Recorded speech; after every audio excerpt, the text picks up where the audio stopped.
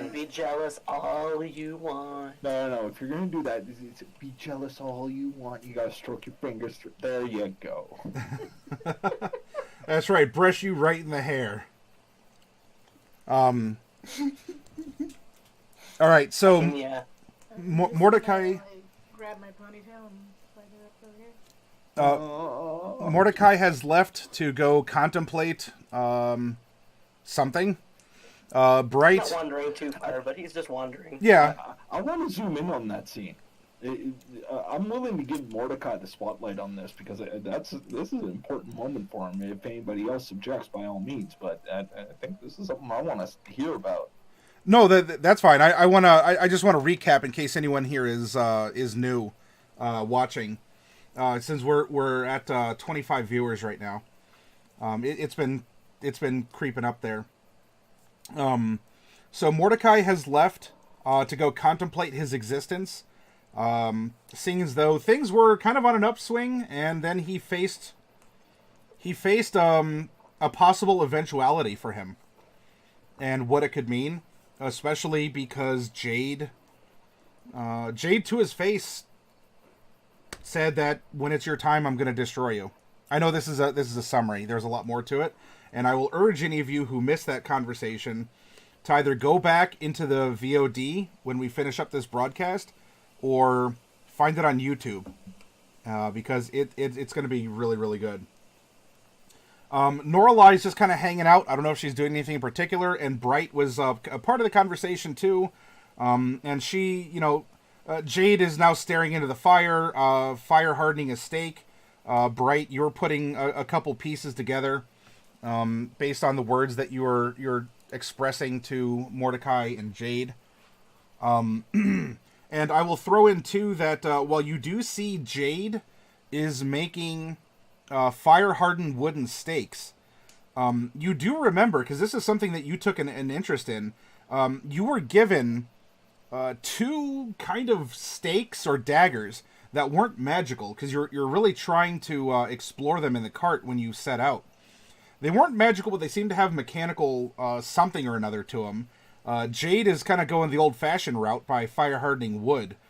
But you were given these in particular to take care of vampires, and they're more complicated than perhaps what's even needed to be, though they're not magical. So if you do want to take measure of anti-vampire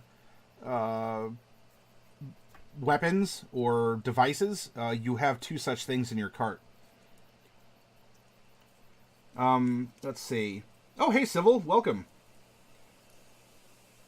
I want to turn the fire purple real quick. Okay, well, I was going to say then, before we go to Mordecai, because I have no problems kind of zooming in on him, because Mordecai, you're going to be in a downer phase after this Luciferus is wearing off now. And, you certainly didn't have a lot of blood from Bright, so I'll leave this to you to work some things out. But Noralai, this was a really intense moment, right? There was a lot of tension. The party was, kind of all clenched up there for a second. What's going on with Noralai in this moment? Well, I mean, I guess they're friends and they're kind of fighting, and that's kind of sad, but I don't know them all that well, so it's just kind of awkward for me. So I just went and sat down by the fire, and Jade threw something in it, and I'm just trying to lighten the mood by making the fire prettier. Okay. All right. So yeah, Mommy and Daddy are fighting at Thanksgiving dinner, and all you want is mashed potatoes. And all right. So there we go. So Jade, you said that you saw Mordecai's face in the fire. Well, the fire turns purple, whatever that means to you. Mordecai behind you, the glowing firelight of the campfire goes from nice, yellow, orange, to a bit of a subdued purple or violet, if you'd prefer, for a little bit. Let's narrate your thoughts here. What is going on with you? what are you thinking or feeling, or even what are you doing? I mean, Jade is very casually making a steak, and I mean, here you are. What's happening? Well, he's not wandering very far, just kind of keeping out of the firelight a little bit, kind of wandering in the dark a little, just kind of like looking at the moon periodically, and then back at the fire and everyone else, and just kind of trying to determine what it is that his place is in the grand scheme of things, at least amongst this party. And so with Jade having confirmed his assumptions about the fact that she would definitely kill him when the time was right, he is put off by that a lot. He doesn't necessarily want to like start a fight or anything, but he's definitely put off. And so just kind of avoiding everyone for the moment. Okay. Are you seeking to just be alone, or do you want to go out and go hunting yourself? No, I'm not going to wander very far, unless, of course, there's like a need for like food. Then maybe he'll volunteer to go hunt for food. At the moment, there's not a need, but again, you expended a lot of energy, you expended a lot of yourself. There was magical aid with the haste. But you've been running at maximum for a while, and so there's going to be a hunger, and especially given with what Tazrae has at least described his mood. Now, look, he's a big old dragonborn barbarian, and so his moods are going to be different. But I'll leave it to you if you want to wait until your body is absolutely in need. And you're exploring boundaries, or if you want to take the edge off now and go hunting. He definitely, I think he will go hunting for something small. Not that he's probably going to be very successful at it, but he's definitely going to go take a load off and just kind of avoid being in everyone's presence for the moment, especially because it seems like he's not wanted. Okay. At least by Jade. That well, much is she's already expressed that.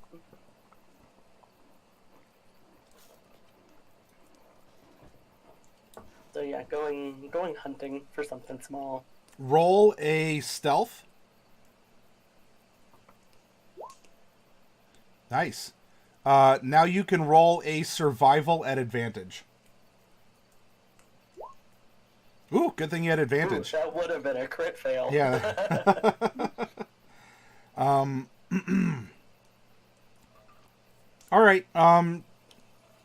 So you do end up sneaking off outside of the camp, because there's obviously nothing that's being attracted to the fire here. You're off in the darkness for a while, and you come across something that actually Tazrae had been talking about. He had hoped to find a, not a stray dog, I guess, in this case, but you actually do find a warren of rabbits. And they're out and about, and there are a couple adult rabbits, and then there's a bunch of little baby rabbits that are out hopping around in the moonlight, too. Sneaking up on them, I'll fire at one of them with my crossbow. Okay. Go ahead and fire your crossbow. 19. All right. You hit one of the adults, and the other adult goes scampering, and the other little baby bunnies are just are kind of they really don't know what to do. So you're walking up, and like they're kind of running in circles. A couple have gone back into the warren, but there's a lot of them. But their pinned to the ground is one of the adult rabbits. Yeah, I'm gonna put it out of its misery and take it with me. Okay. So you you end up drinking from it, and as you do, one of the little baby bunnies like hops on your boot and is kind of like looking up at you.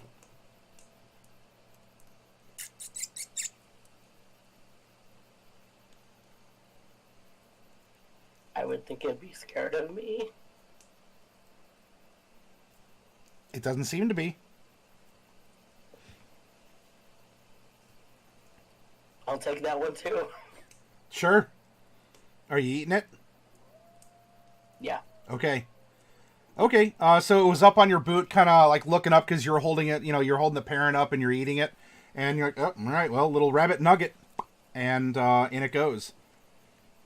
And yeah, so you weren't particularly hungry, and now you're certainly not hungry. But rabbits also don't have a ton of blood, so you recover your crossbow bolt and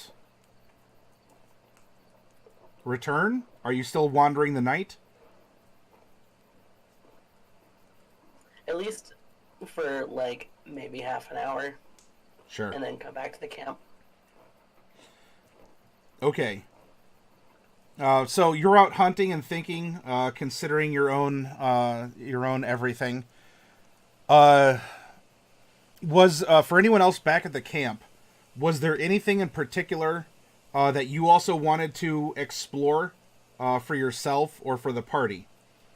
I mean, not Jade. Mordecai will eventually return, though I do want to offer the opportunity if there are those of you who want to do a little investigating or some downtime stuff.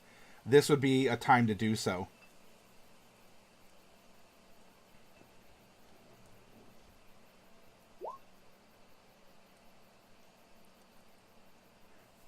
Oh, yeah, if you two want to do a side RP then in this downtime,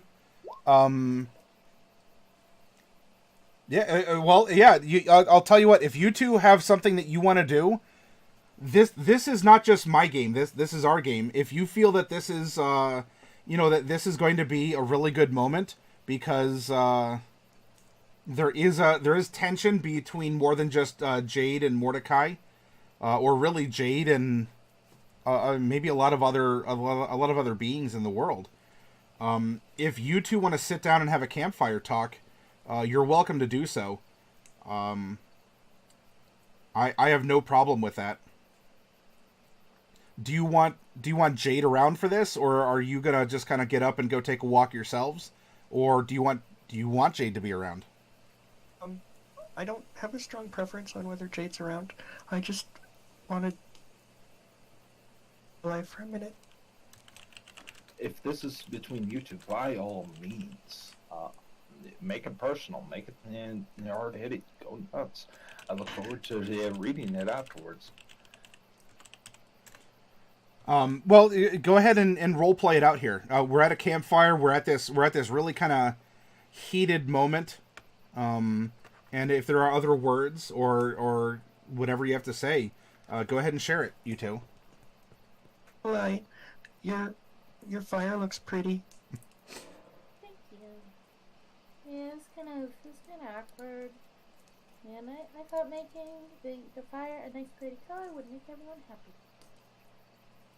I mean, I appreciate it, because I've been known to make pretty sparkles, just to help brighten the mood too. So I appreciate that.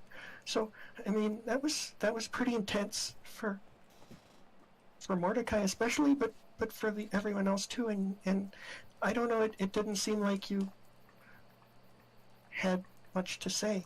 Do you? What?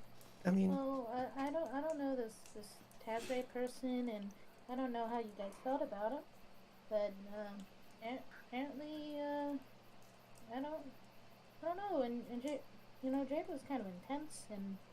Yeah, she does that. And, yeah, she does that too. Yeah, and Mordecai seemed kind of sad. Yeah. So, I mean, it's not just about that, because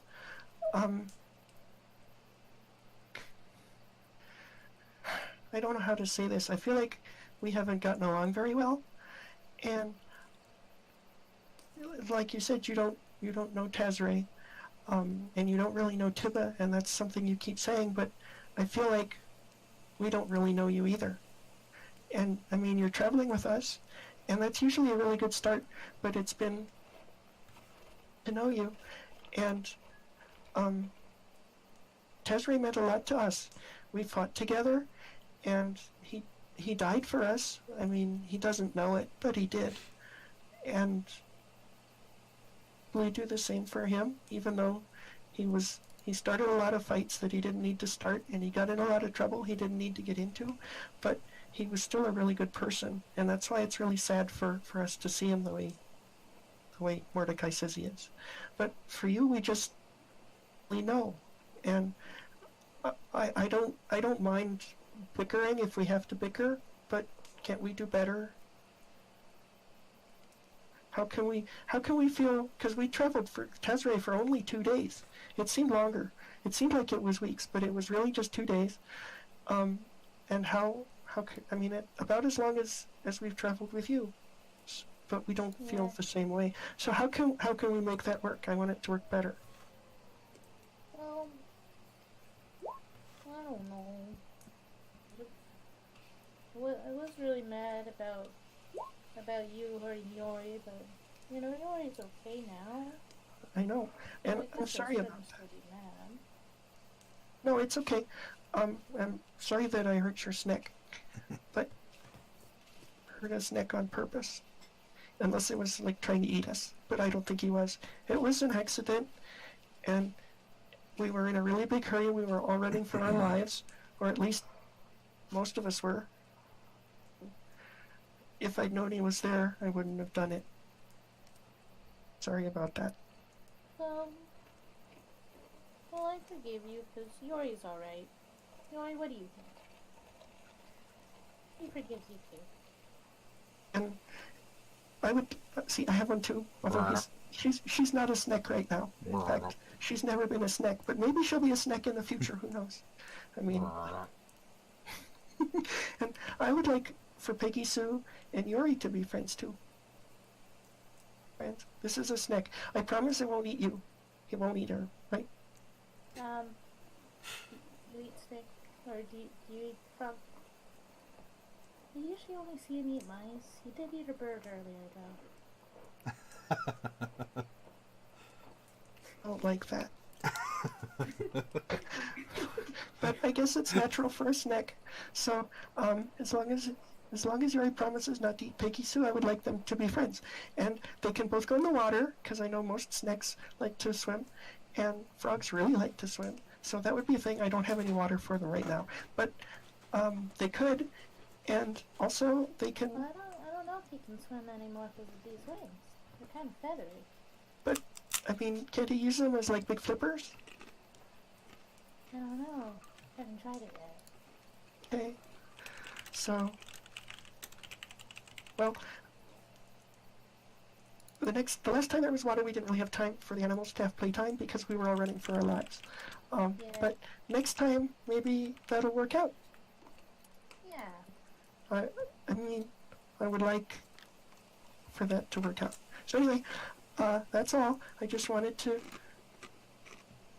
and see if we can start to be friends, even if we could. I know it's hard, but try. Well, yeah, I guess we can try to be friends.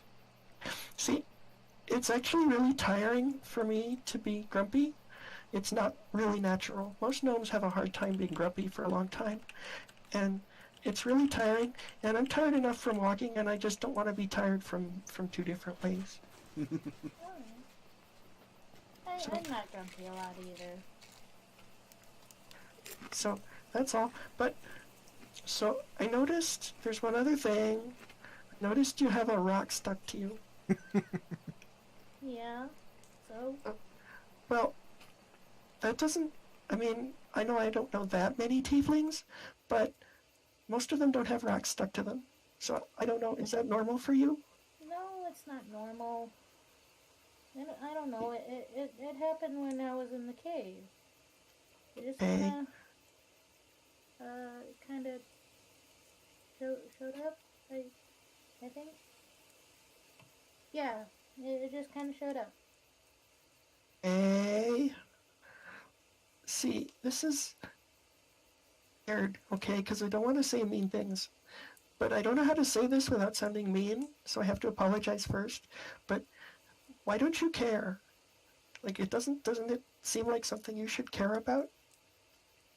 Well, I don't know. I was there for a while. And it didn't seem to do anything, and I didn't really have anyone I could, ask for help with it. So it just kind of I got over it. I was in there for a while. Okay. Okay. It didn't make me lose 50 gold though. It kind of made me upset. Okay, so, like, you could die from that crystal. No, you think so? Because there were people in the mine shaft that had crystals like that, and they all died. I'm actually kind of surprised that you haven't died yet. So, Well, I mean, yeah, I haven't died yet, so I think it'll be okay. Maybe. I guess. Maybe I don't should think it see a will. cleric. Yeah, I think. Lean. No, she's already sleeping. She had a really long day of driving, and you know how driving all day makes you get really tired. So she's asleep already. She Yeah, can't come. you're just here.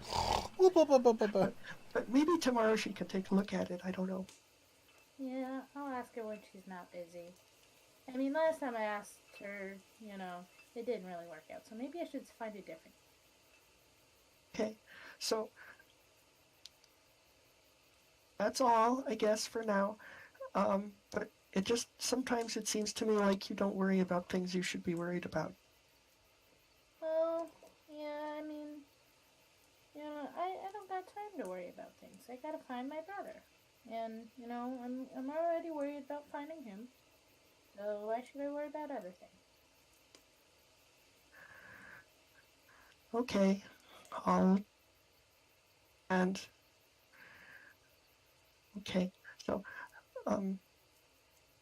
a minor illusion to do the thing that minor illusions do. Okay.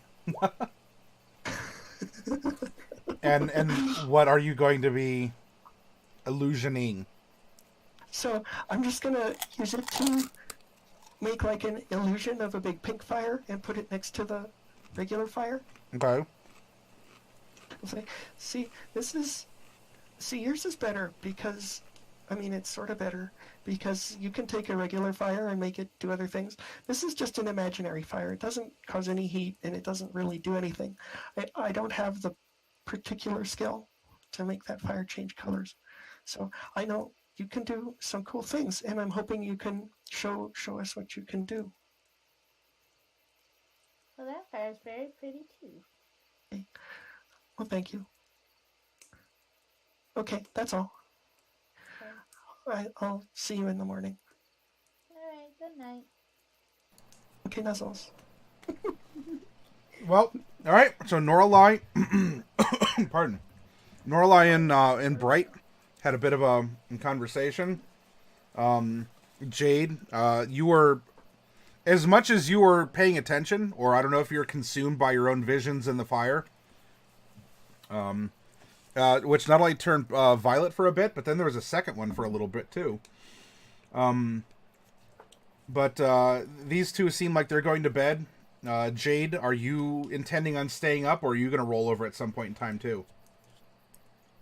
Jade will, afterwards. Gotta keep watch. Okay. She is, at this point, focused in on the fire. Cooking several steaks.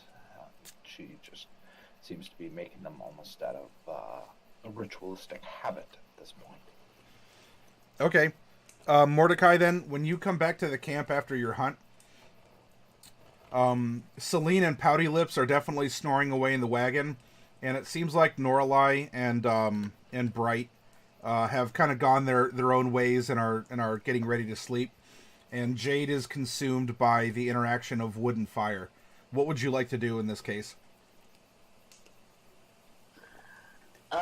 Just kind of approach slowly, and not really make myself like stealthy, but just like kind of stay away from Jade for a minute. Mordecai, would you be able to actually roll me a perception? I want to see if you catch this. Yeah, I'll do that. 20. Jade has multiple stakes, but you'll notice that she's currently carving one that's already been burnt and hardened and resharpened several times. And the name on the stake, she's carving names on them, is Jade.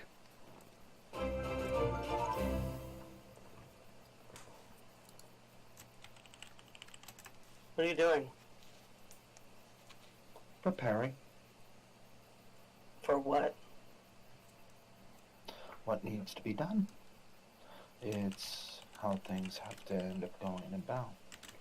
I don't intend on wasting time. You think you'll need that? No. They will.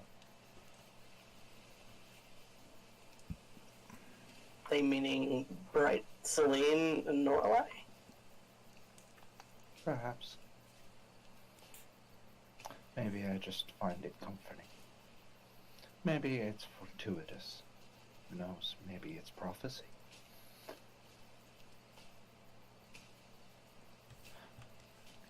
Don't you wonder when yours is finished? Don't you wonder when your time comes? Have you ever stopped to consider that you are a walking sack of meat that's decomposing from the inside out?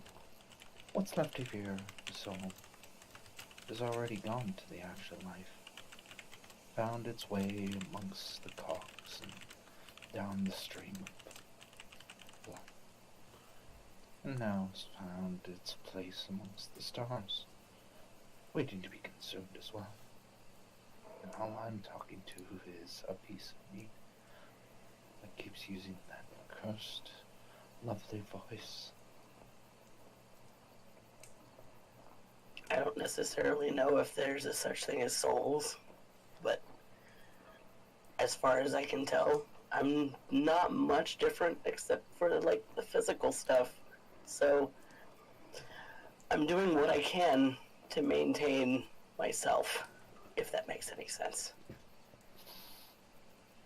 Yes, I know. And that's why I hate you. And that's why I have to protect you. You keep pretending to be Mordecai, the one that's alive. You, with every word, mock him and his memory, his valiant attempt to save another. You continue walking. Imagine what it would be like to watch somebody stick a pole inside of a beloved family member's corpse and parade it around, and then to force everybody to pretend as though it was dancing on its own. And you want to say that you're not. I'm the only one who can see it. I'm the only one who will acknowledge it. That you are a corpse on a pole, dancing, mocking. And I am being polite.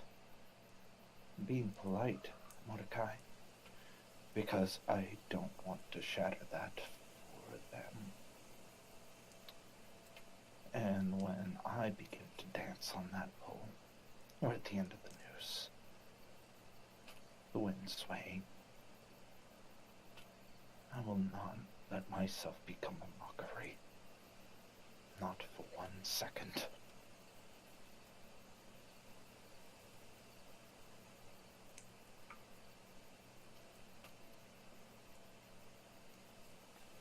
I'm trying not to be a mockery.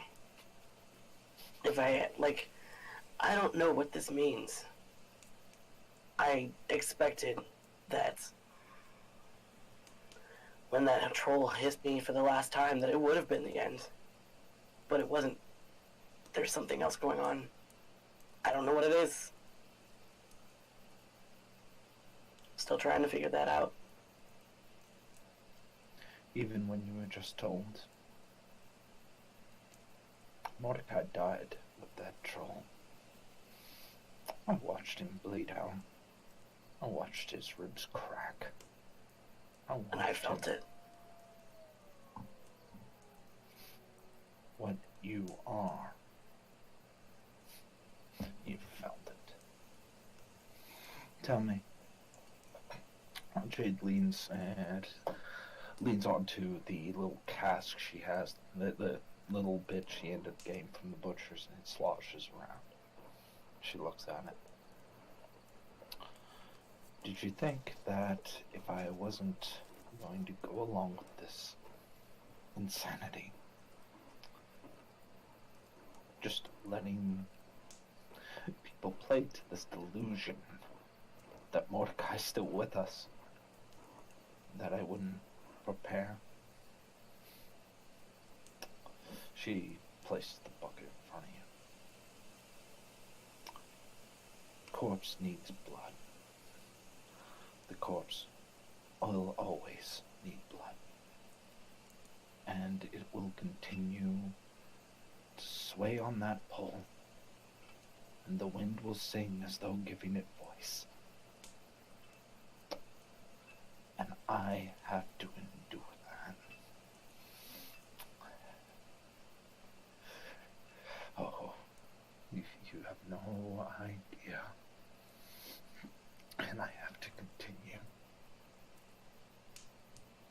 Waiting on still waters. And now. Oh, sure, Neruth. Why do you let me be mocked so?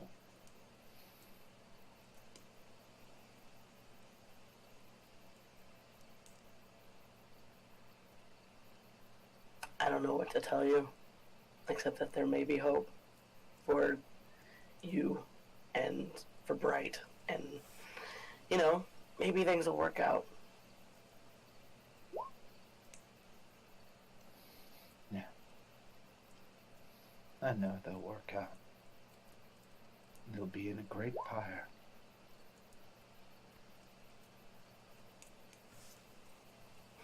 Yep, maybe. Very likely. And that's okay.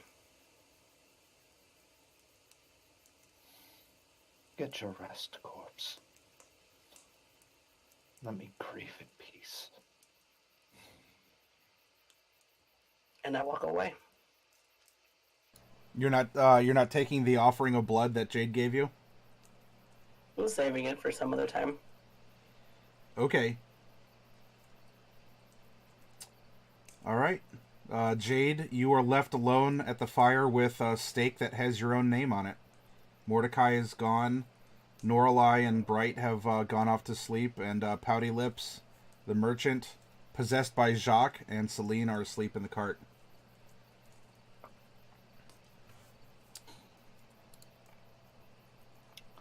She continues to lean a little bit forward. She can even feel her eyebrows starting to curl at the heat of the flames, her skin starting to dry out. And she's just watching. Every instinct, she thinks back to her patron who has questioned her devotion to the pact made.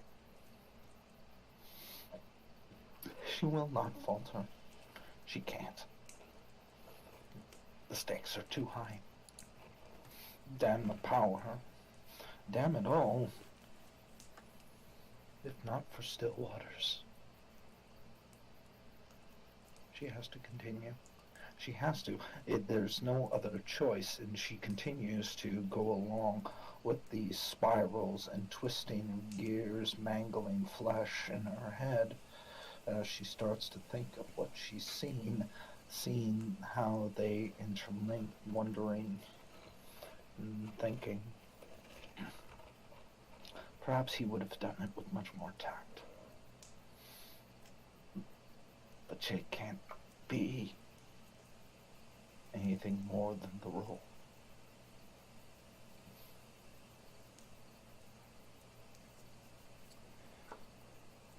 Your thoughts drift with the fire, and eventually you will find a semblance of sleep in whatever way it manifests on Jade.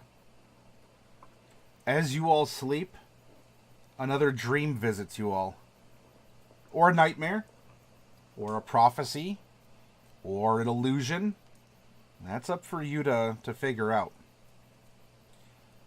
You see a silver dragon walking up to the highest point of a mountain. It's beautiful and resplendent, powerful muscles. It's just climbing the side of this mountain easily.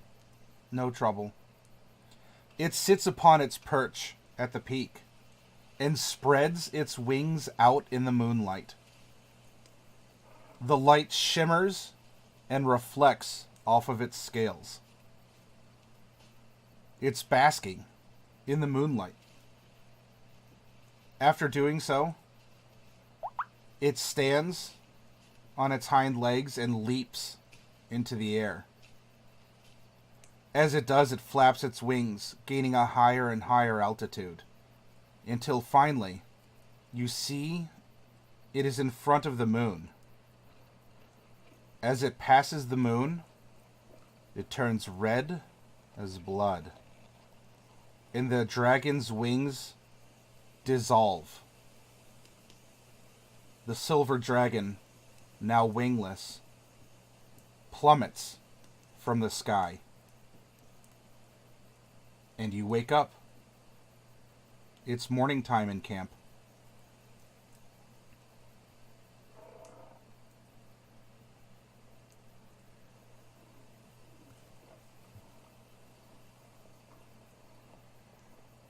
Celine is already up cooking up some rations.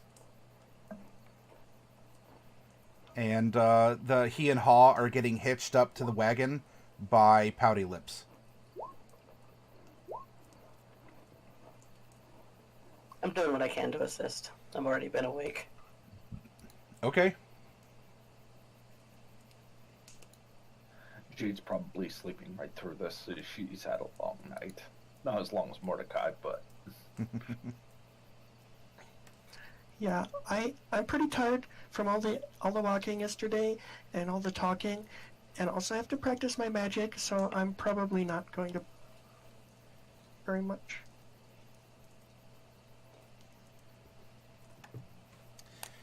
Okay. Well, so you're preparing, you're arranging any sort of spells or any other things that you have to prepare at this time of day. Let me rack up your scores on the skill challenge here. And I'll see what is to occur.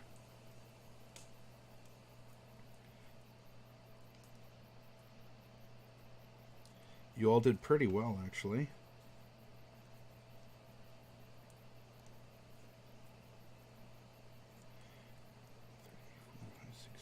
Points. Okay. Jade rolled mostly better than 8. Oh, well then.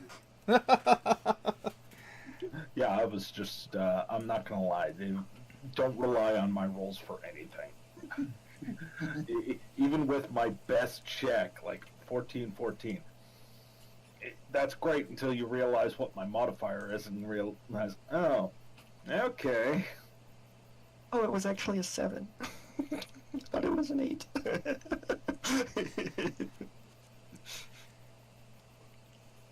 Okay, in looking through, so the majority of the skills that you used over that challenge were mental skills.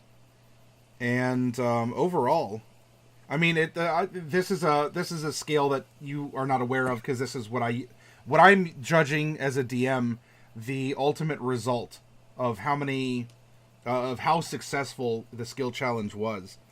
You all,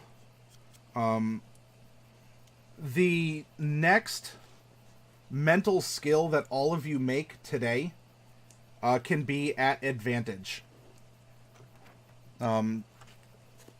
Because that was the majority of this. You're using your minds. You're becoming really sharp. So I will say that the next, you know what? Let's have it be the next save or skill that uses the mental stats of wisdom, intelligence, or charisma can be made at advantage. Since you're in this investigative mood, and this is sort of what everyone has attuned to. Burning. Cool. What's that? Say it again. Is that each? Like each of us get that? Yep. Or is it Yep. just Each of you on your next mental skill or save that comes up first, you can roll it at advantage. Sweet.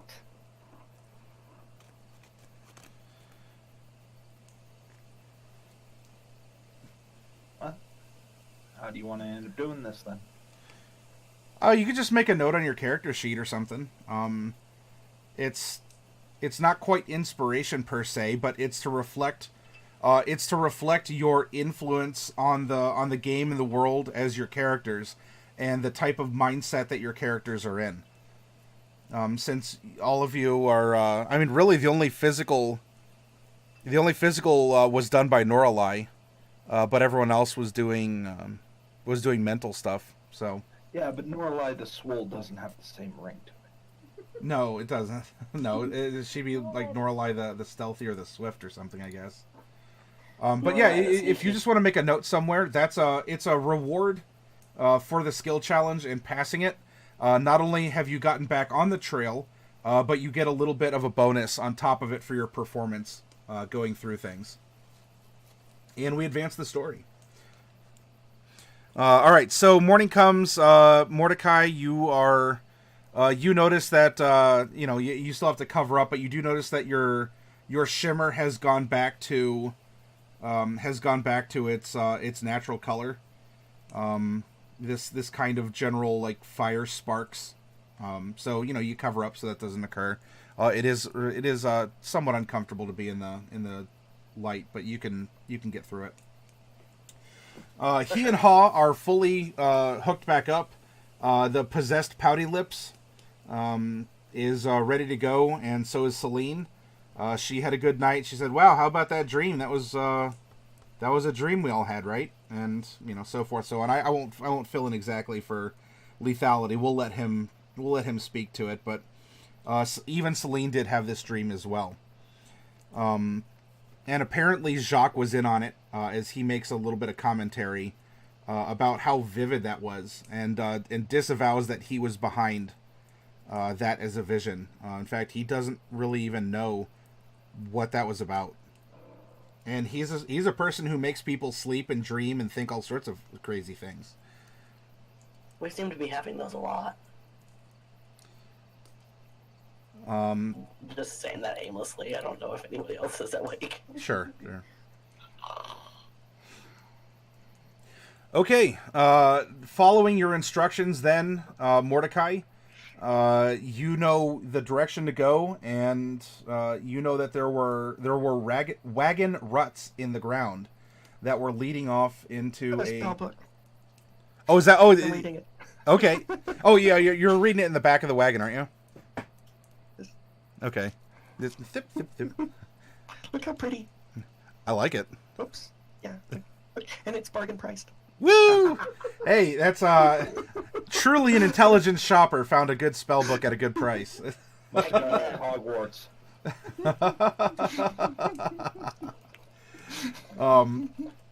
So with Celine's expert wisdom, it's sort of inadvertently giving a little bit of animal handling and other guidance. Yamule, and the bumpy ride continues as you make your way through the grasslands, following Mordecai's own GPS. Now, you reach the bush, and it's still there. The wagon ruts don't take too long to find, and you continue. Unless there's anything else you want to do, you're on a pretty dedicated path that's going to take you to Snam Phi. I'm pretty glad that we're following the trail, but there's a couple of things we actually learned yesterday that we didn't know and now we do. First is that besides that Tazrae's still alive, we also know that Tibbo's still alive, which we weren't sure about before, so that's really a good sign. I mean, we thought he probably was, but now we know for sure, so that's really good. And the other thing is that we know we're going to Snamfi, so if we do lose the trail again, we can just hurry down the main road and get to Snamfi, and maybe we can just intercept them there. Although I think it'll be harder because it's a bigger town and we won't know where they are. But we have a plan B now. For sure. Okay. A little optimism for the road, and you continue on. Following along, it does appear as Mordecai Taz has left some milestones or some waypoints for you. In so much that you're finding animals that have been drained of their blood. It does look like they were savage, but there's not really a lot of blood even on the outside of their fur. But you're finding it along the path. So for all of you who didn't see Tazrae, here's physical evidence of what he's done, and that he is at least keeping to his word. That he's keeping animals along the path. That said, he is consuming a lot of blood out of animals. He's a big boy. He's probably a very hungry boy. But he's consuming a lot here. Mordecai, even with your own, nascent knowledge of getting used to your own hunger, this is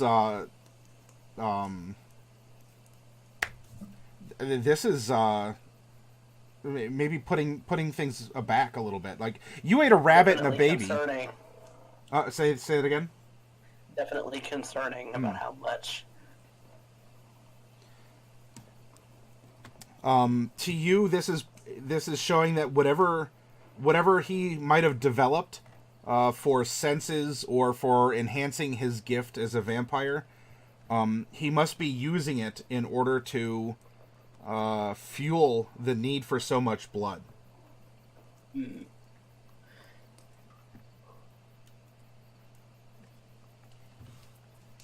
And Definitely concerning. Mordecai, is there any, are there any that you have? I know you don't sleep, and I know you have these other things, but does anything that you can do make you, like, hungrier faster?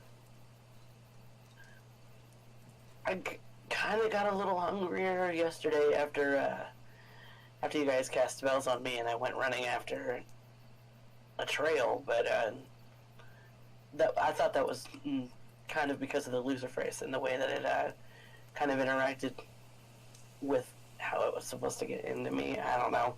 I mean, like, heightened senses. You did all that exercising yesterday, right? And For sure. Or I lost track of how many days ago it was. You did all that exercising with the butcher. Did that make you, like, unnaturally hungry? No, that was directly after I drank a pint, though. I don't know. It's considered. Maybe it he just definitely really is. likes blood.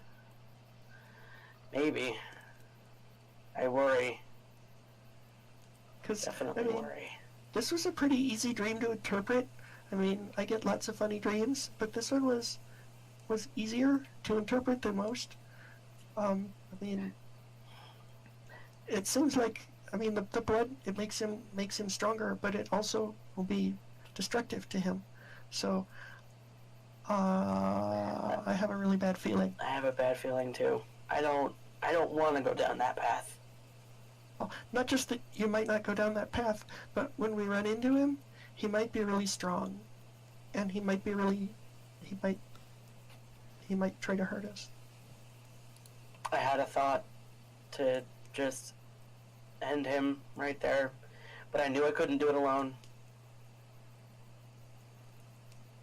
Not if That's I wanted okay. to end not if I wanted to end up as Paste. It's okay. I'm not saying you did the wrong thing there. I just want to make sure we're all prepared, because we don't know what's going to happen, but it's probably not going to be good.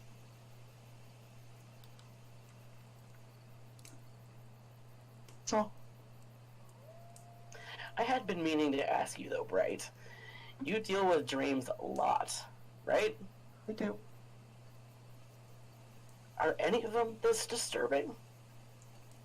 So, it's kind of funny that you would ask that, because they used to be all the time, and ever since we've been going on this adventure, actually, mostly it happened when, like, us in the fairy mine got us. My dreams have been working a little differently since then, and I don't know what it means, but I'm not seeing as many things as clearly. I'm seeing. I mean, I still see things. Like, I saw the policeman helping us, and I saw. I don't remember. Sometimes I don't remember my dreams. I mean, I didn't used to have very vivid dreams at all, and now it seems like we're getting them a lot. So there's two kinds of dreams, right? Because we get, like, I get some that tell me the future, but you get some, like, that we all get, and I don't know why we're all getting them, but some, like this last one from last night, was pretty obvious, but some of them haven't been quite as obvious, and I don't always know what they mean. But the kinds that I get that are just me, like, I see something happen, and sometimes it's just a second or two, and sometimes it's just like, if you watch a play.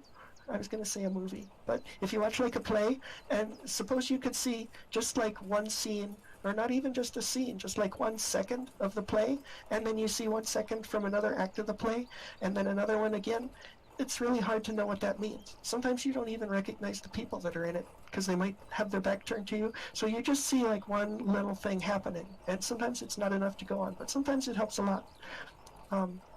But even that has been a little weird. Since we got gassed in the mine, and I don't know why. Maybe it's just like a magical hangover.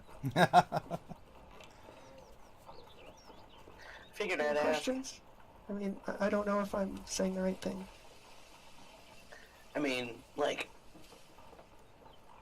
it kind of answers my question a little bit, question mark, but, I guess, like, because the dreams that we've been having, like, you guys are having them too, right? Yeah, of course. Yeah. I think Okay, I'm not the only one. I'm not crazy. Well, not eh, because of that. eh.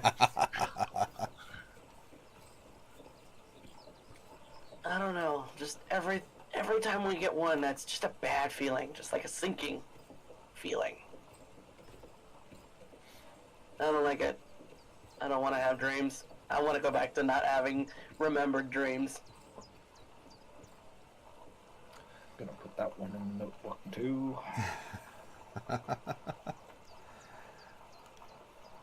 All right, so you're having this conversation. You're rolling across the grasslands, the countryside, and you come across over this day over land here. You come across a stream that you're going to have to get across. It doesn't look like it'll be terribly difficult. We're not talking like Oregon Trail where you're probably just going to get washed down and your game is going to be over here. Although, auspiciously, when it comes to the discussion of dreams, there is a deer that is by the river here. Although this deer has been drained of its blood. In fact, it looks like there's a very savage wound of some kind, probably caused by the great axe that Tazrae carries. that would have spilled blood into the river and all down it otherwise. Although this deer has no blood left and is fairly well atrophied. So that was the dream from the night before last.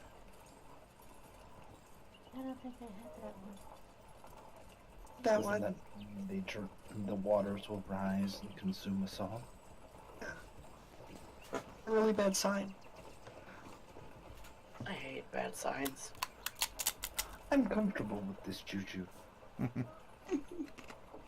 Yeah, I mean, it's always nice when you understand what the prophecy means, but I don't know if we understand what the prophecy means, because, like, it turned into a river of blood, and then the blood is what consumed us. So that could just mean that, like, the dare is a sign of violence, and so when we try to cross the river, maybe we get attacked.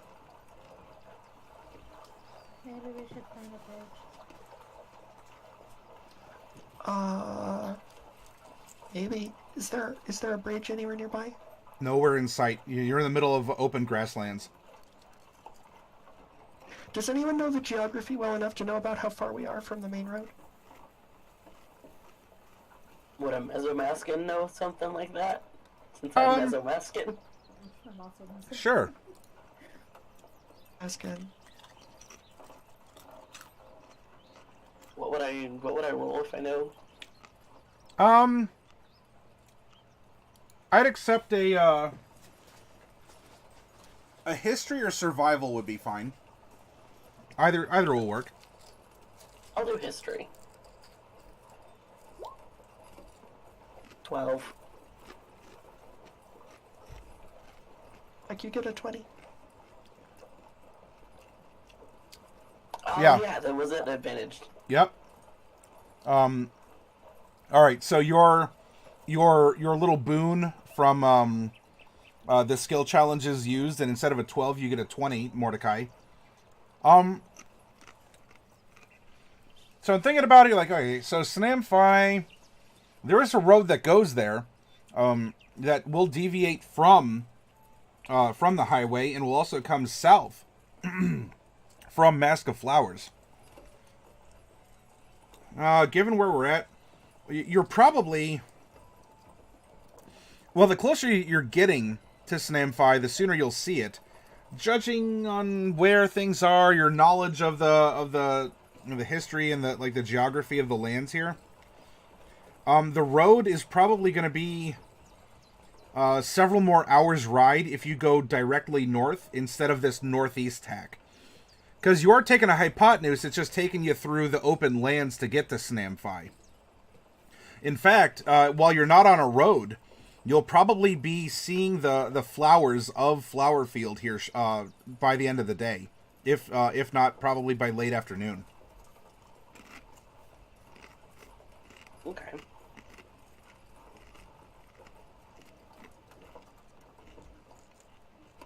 So, Yeah. it's up to you. If you want to take several hours and go find a road in a bridge, and then continue into Snamfi by the road, or if you want to continue following the tracks or the direction that you found in the field and go that way. Well, several hours seems like a pretty long detour. I don't know if I want to spend that much time. Let's have, do you mind if we have Piggy Sue? She can hop into the water and swim around and see if there's any funny business going on in the bottom of the river. Piggy Sue? Okay, right up. Okay, thank you. Alright. With a Kersplash, Peggy Sue dips into the cold water and starts paddling around. An interesting thing that Peggy Sue tells you she sees is that there appears Just to see be... what she sees. What's that? I'll look through her eyes and just see what Sure. she sees. There is some kind of a large bone that's buried in the sediment of the brook that you're looking to cross.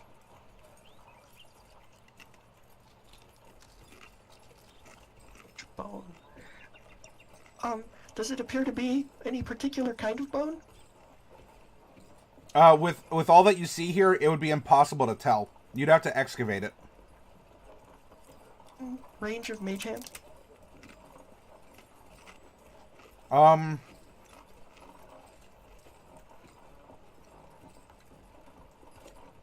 No, she's probably towards the 100 feet barrier, communication barrier.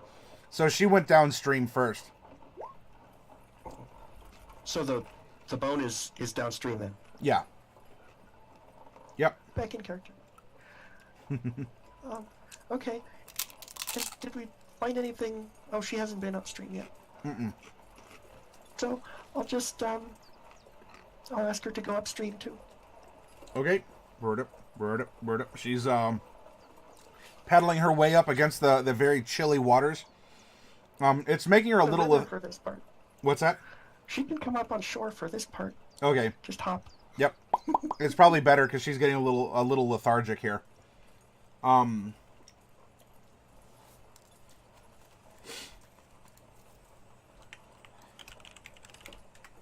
As she goes upriver, she sees another bone, also kind of emerging just partially from the sediment in the bottom of this stream. Looks like the same kind of bone. Mm-hmm.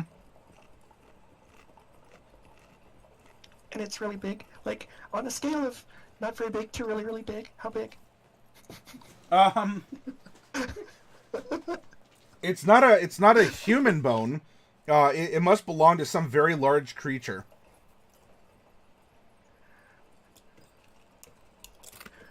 Like a giant bone or a dragon bone or like an elephant bone?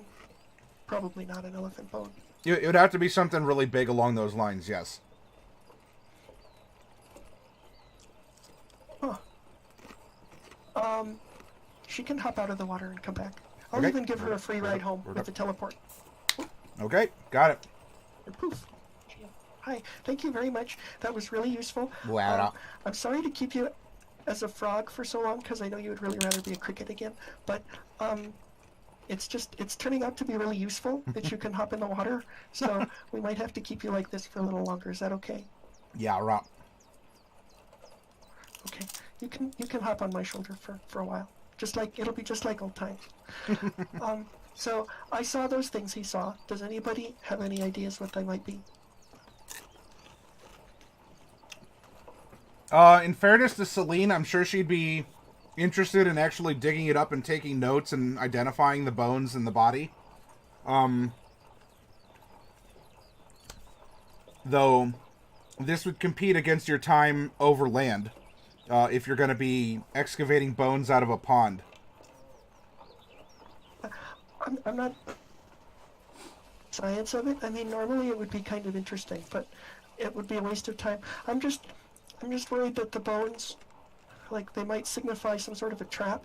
Like, if we cross, like, the line between the bones, they could zap us with something. Or if we go in the water, they might, up and turn into a skeleton and we have to fight it. It could be something like that. Could I try to use shocking grasp on the water? Sure. Just trying to shock anything that's in there. Okay. You send electricity through the water, and a couple little fish and crawdads kind of like bloop, float up to the surface, and they're carried away on the current. Anyone got a net? See how easy it is to kill a bunch of animals on accident? Oh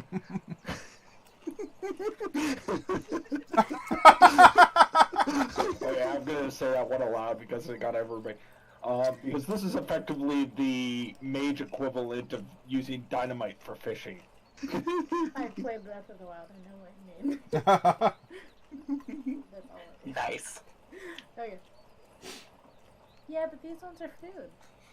Someone go grab them. I mean, it would make good breakfast, yeah. Okay. I guess it should be pre-cooked. Maybe. I mean, yeah, no one doesn't cook fish. All right, Norlai, it's not too difficult. It's not an extremely fast-moving stream, so you're able to scoop up the fish and the crawdads that you zapped.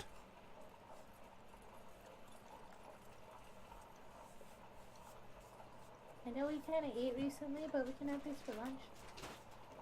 And hey, Exactly. stomping around in the stomping around in the stream here, you didn't summon some, like magical booby trap. So there's that. I think the water's okay too. I'm just Is gonna it put, shallow I'm enough gonna put for these in the wagon. Yeehaw to forge the river? Far into the stream did she go? About to the midway point, because that's where the water would have funneled all the tasties. So I don't know. She was probably like 10 feet into the stream. And the bones? The bones were in the middle-ish, like maybe a little off to one side or the other. They were just in the middle of the stream underwater. But like up and downstream, it was between the bones. That that Norlai traveled? Yeah, like she would have. If you have an imaginary line between the two sets of bones, she would have interacted with that line with her going in after the fish. Okay. And how deep was the stream? It would probably be in the middle. It would probably be over your head by half a foot or so, maybe a foot, if you hit a divot. That's my head. Yeah, that's your head, Bright.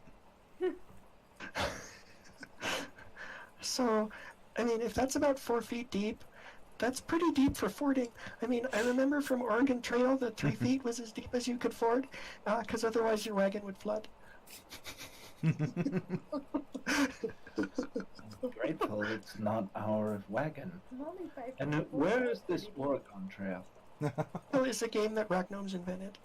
Ugh, rock gnomes. Yeah, it's Some kind of simulation game. like no, you play it with cards, and you play down each card, and every card you play like sometimes you play like and there's like a low grass card or there's like a river card. Yeah. And then you have to do the right thing to get across the river.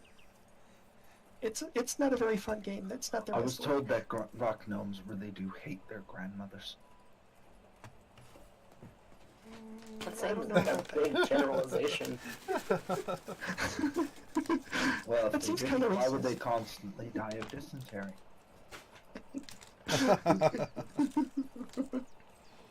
I don't know.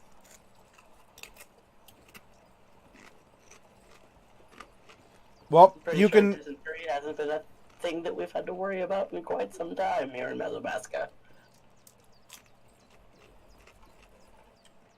You can cross the brook if you'd like, or you can go to the road. I say we cross. A lot of Yeah. times, I'm okay with crossing too. Is there any way we can take? What do we have in the wagon besides just us? I mean, we have some food. We have like a barrel of blood to bring with you, but I guess. And then what else? I mean, I know we have vampire sticks and like extra rations and things. There's not that much because Pouty Lips only took supplies. He didn't bring anything to trade because you told him that this was like a favor, and that he was going to get payment from it. So he didn't bring any trade goods. It's really just everything that you have brought yourselves.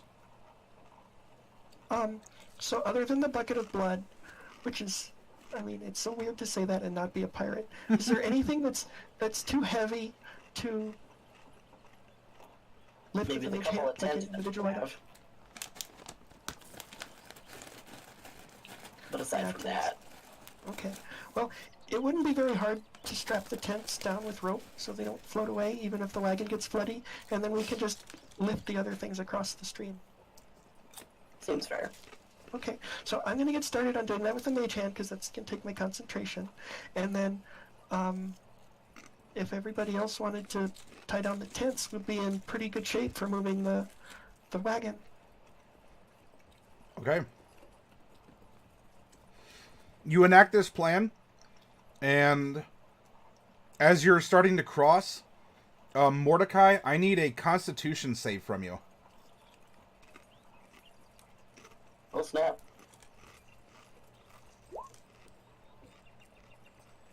That's an 8. Okay.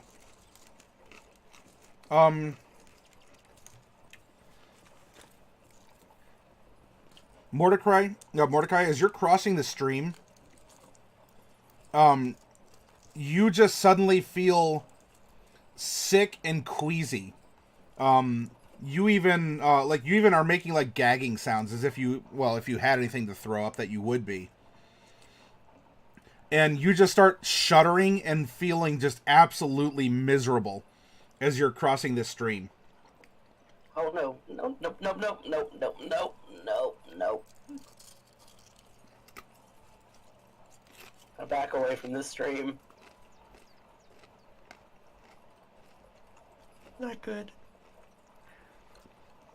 I go ahead and, How far across is this stream, by the way? It's like 20 feet across. Not terrible. Jade, can you use your magic eyes and see if there's any magic here? Much faster than you Mage is currently doing so. You are not detecting anything extra magical than what you would expect to glow as magic. It seems clear as far as I can see. There's nothing that is particularly gathering my attention outside the norm. She looks to Mordecai. It's like, yeah, this is apparently our vampires have this particular problem, which is they can't cross running water. Which is a thing of vampires sometimes. Then how did that quarry end up crossing in the first place? Question. Mordecai, you're really hungry, brother. I don't have that answer. Jade, I'll take that barrel right now. Jade is looking over to Mordecai, is starting to worry heavily as she's, instead of offering you it, she kind of just slides away from the barrel. So, did you get hungry? Like, did you actually throw up in the water? I didn't see you throw up. No, it felt like it, though. It felt like it. So, well, I guess the vampire, or the water drains your strength, and then you have to recharge. So, maybe that's why. Sense, because we found most of the animals before we got here. So that Yeah. can't explain what happened to Tazrae.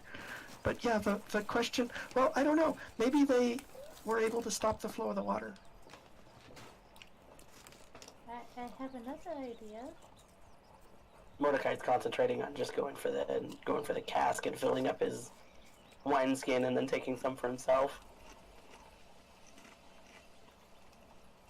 Norla, you're saying What's your idea, something? Norlai? Could I use Ray of Frost to freeze the water?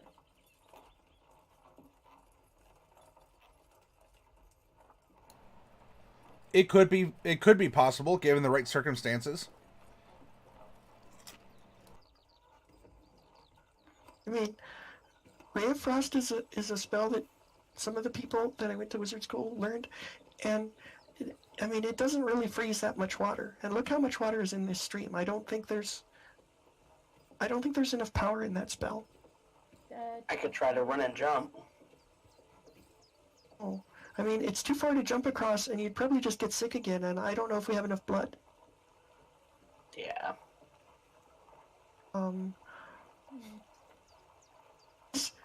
We could always tie you to the wagon and just carry you across in the wagon. That could be needed across. That's a thought. Maybe being in the wagon is a thing. And I mean, even if it makes you sick, you just drink after you get across. I'll stay at the highest point of the wagon. Okay. All right, so as you are dipping into the blood reserve that Jade has carried, the blood is definitely coagulating. So it's like pouring gravy at this point. It's probably not going to be good for too much longer, at least for your uses, Mordecai. Like yogurt.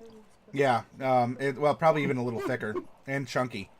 Try and imagine that texture as you're trying to drink it in. Yeah, it's it's liquid scab. All right, so you're gulping, you're gulping this down, and you are feeling normalized again. You go to the top of the wagon, and as it crosses, you're very uncomfortable, and you do feel a little sapped for the effort. But with the plan, the cart does go across fairly easily. Nothing is lost down the river as you'd find in the Oregon Trail, whatever that horrible place is of gnomish legend. And funny thing about this is it wasn't a problem before. This was we dredged through water in the caves. He says out loud. Yep. That was like fairy water. It might not work the same way. One would think running water's running water. Yeah. But maybe not. Perhaps it I involves rather some liked the beach.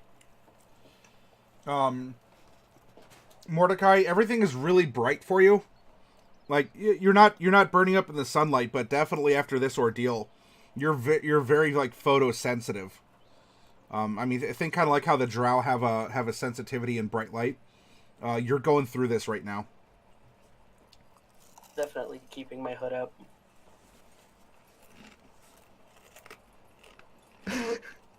And that's the other thing. Maybe it's just like the combination of the sunlight plus. If it was night and maybe they crossed at night, it wouldn't be a problem. Maybe. I don't know. Well, This isn't fun. This sucks. I wouldn't recommend it for either of you, any of you. back on land, you head away from the brook. Nothing exploded, no magical traps go off, and you're back in grasslands. Mordecai, you kind of stabilize from your queasiness and continue forward. Hey, Bright, do you have that magic thing that'll make everything dry? You mean like dust of dryness?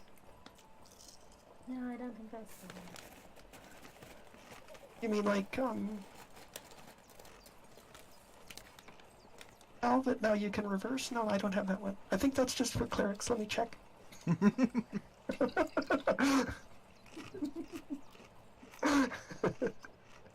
can magic away like dirt and things like that, right? Move Earth is a really hard spell and I don't know it. Well, no, like someone's clothes or something. I mean, that's usually only if there's a teleportation accident. I thought that's when you became one with the rock. Lots of bad things go wrong with teleportation. It's really, really dangerous. I don't need teleportation to know what it's like when a man becomes one with his shelf and wares. What? Nothing. All right. No, you went somewhere with that jade. It was a long time ago. It was a mistake you'd rather not make.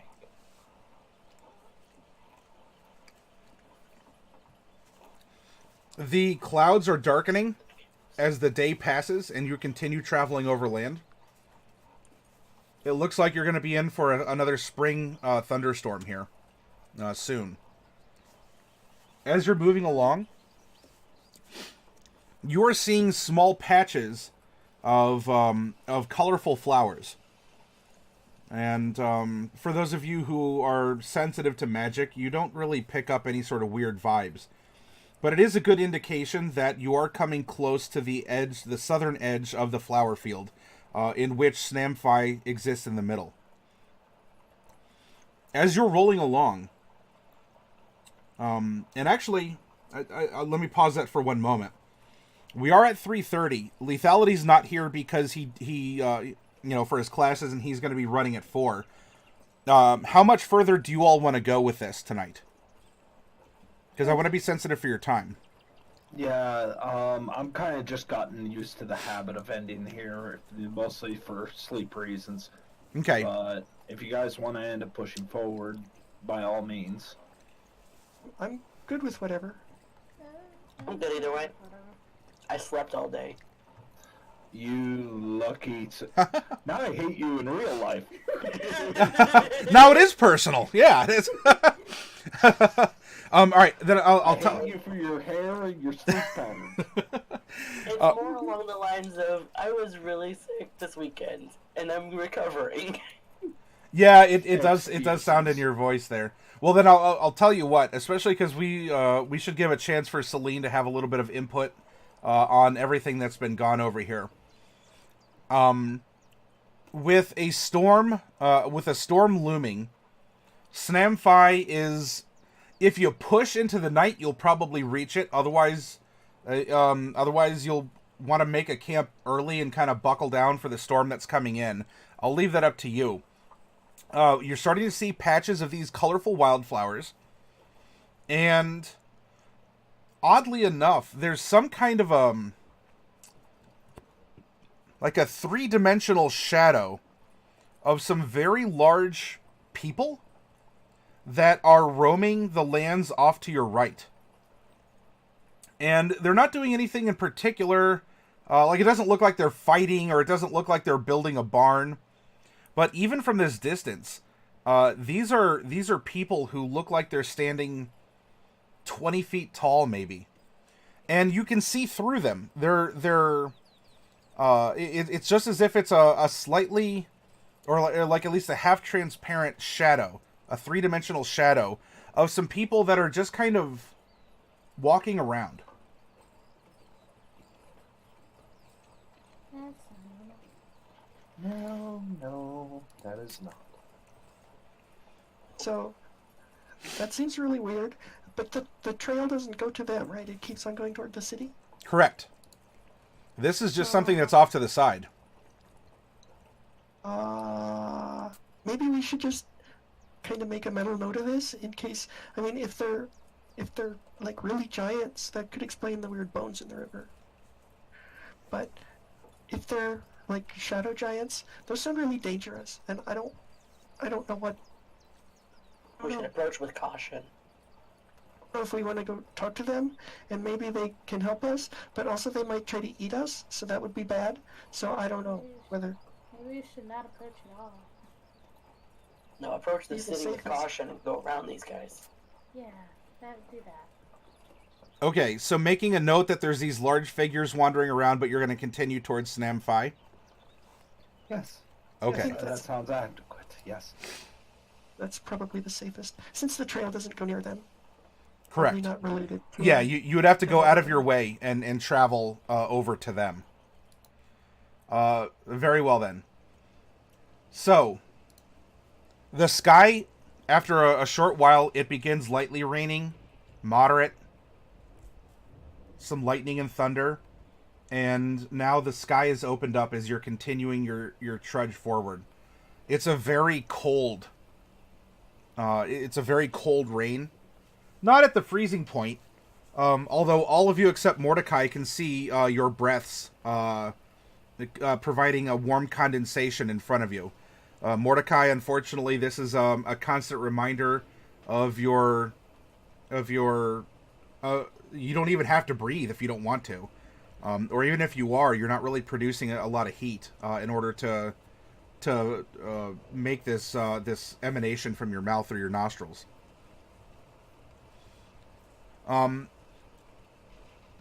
You have seen a couple other instances of these large shadow people things on the way to the northeast to Sanam Phi. Again, none of them look like they were really doing anything. Just kind of wandering around, kind of going in a circle. They weren't really interacting. If they were talking, then you couldn't hear. But they were doing something. And Is it possible that I could make a check to see if I've heard of something like this before?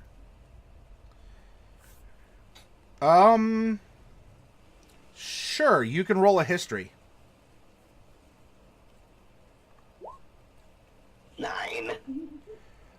This is baffling.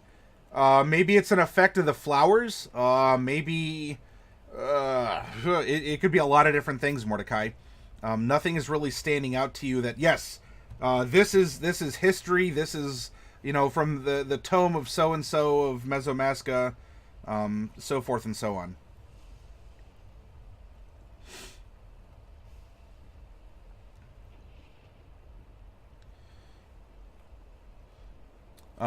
So it's getting dark. There's the flowers around, and you continue pressing on through the evening, and after going through, well, here's a nice little transition screen.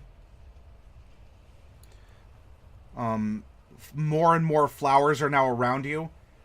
All of you feel kind of you got like some heebie-jeebies going up you, except for Norlai. Norlai, nothing. I mean, it would be up to you to really compare your feelings, but Norlai, you don't feel any different as you're traveling through the flowers. For the rest of you, you have some heebie-jeebies going up you. Oh, I mean, I usually really like flowers, but these flowers remind me of the place where Raphael died, and where I almost died, so a little unhappy, but I think we can go on. Also, I cast Mage Armor. Okay, so you get like this pink shimmering shield over you that then kind of like dissipates, though the effect still remains. I'm gonna just like hum and like pick a few flowers while we're walking. Okay. Picking flowers, they'll eat you. Flowers don't eat people. They eat sunlight. These ones do. Yeah. They have before. Don't do it. Norlai, as you're picking a couple flowers here, there is even in the rain, out of the patch, there's a and it looks like one of the flowers rises up out of the patch and begins flying towards the wagon. It's what? There's a flower about the size of a cat that has risen up out of the patch that you're picking and is flying towards flying towards you and the wagon. This is what we were talking about. Cast Mage Armor. Oh. Okay, Norlai, you flash violet, and the effect goes away. Mordecai, Jade, what are you doing as one of these flower wasps is coming for you? Well,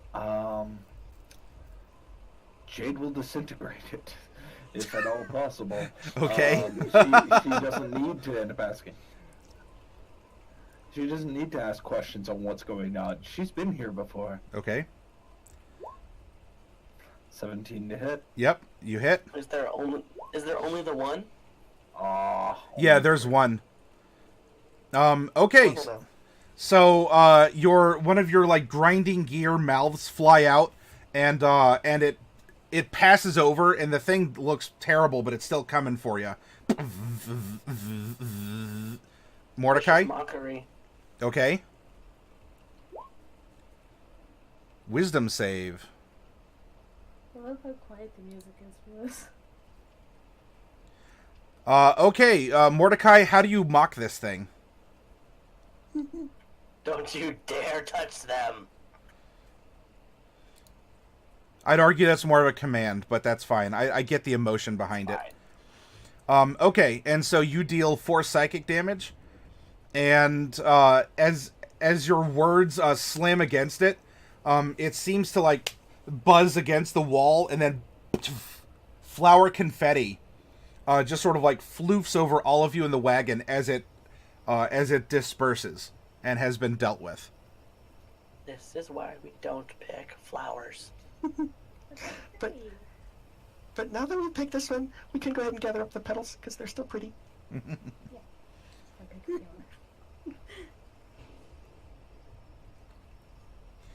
Don't pick any new ones, just the dead one. And If you pick new ones, I'm not helping you next time. ahead in the darkness, you can see the lights of Snam Phi. Even through the rain and the wind and all the cold, the city does lie ahead, and does have very bright, colorful lights and lamps and other light-producing effects here, such that through this spring thunderstorm, you can see it from a little ways off. It just means you're super close because you can see it even through these conditions. And we'll end the session here with you all. All right. So it's more of a dark and stormy night instead of a nice bright, flowery street here. But as you all are entering Snam Phi, there are lights and windows and such. No one's really out, but this is where we'll leave tonight, with your entrance to the city, and then hopefully we'll have a Celine as well for this next session. Woo. All right. We made it, but I'm actually a little sad. I was hoping we would catch up to them on the road, because now that we're here, I mean, we did all that work to find their path, and we found Tazrae, so that was a thing. But before us, so now that we're in the city, we won't be able to follow their tracks anymore. A little investigation, maybe? Investigations will be very interesting. Yeah, and I have a pretty good feeling about our ability to investigate, but it depends on how many times we have to roll dice. Yep. Tazrae did say that he'd meet us here. And we followed his trail, sort of. I wonder if he had any trouble with the water. Because something worth asking. Did he have a wagon or a horse or anything? No, he was just by himself. Oh, he might not be able to make it across, but we didn't see him there, so maybe he had to go down to the road. Maybe. These questions and more on the next episode. Yeah, okay, that's all. Well, thank you all very much for another fun game, for some excellent role-playing and good character development. Heckin' yeah. Yeah, you all never cease to amaze me every Mordecai. week.